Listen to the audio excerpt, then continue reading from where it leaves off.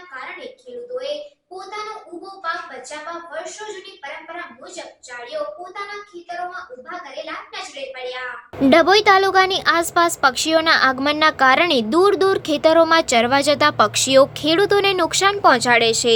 પાકમાં નુકસાન ન થાય એના માટે ખેડૂતો ખેતરોમાં લાકડીને પેન્ટ શર્ટ પહેરાવીને ચાળીઓ કરવામાં આવે છે, જેને જોઈને પક્ષીઓ ખેતરમાં આવતા નથી.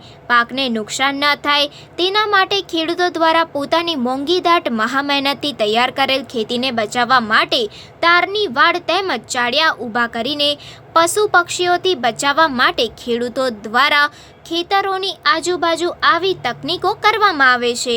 ડભોઈ તાલુકામાં ખેડૂતો દ્વારા મહા મહેનતથી મોંઘી દાટ ખેતી તૈયાર કરતા હોય ત્યારે પશુ પક્ષીઓ તૈયાર થયેલ પાકને નુકસાન કરતા હોવાથી ખેતરોની આજુબાજુ તારની વાડ બનાવતા હોય છે. તેમજ ખેડૂતો પાકની આજુબાજુ અને વચ્ચે ચાળિયા ઊભા કરી ખેતીનો તૈયાર પાક બચાવવા માટે પશુ પક્ષીથી થતા નુકસાનથી બચાવવા અનેક પ્રકારના પ્રયોગ ખેડૂતો દ્વારા કરવામાં આવે છે.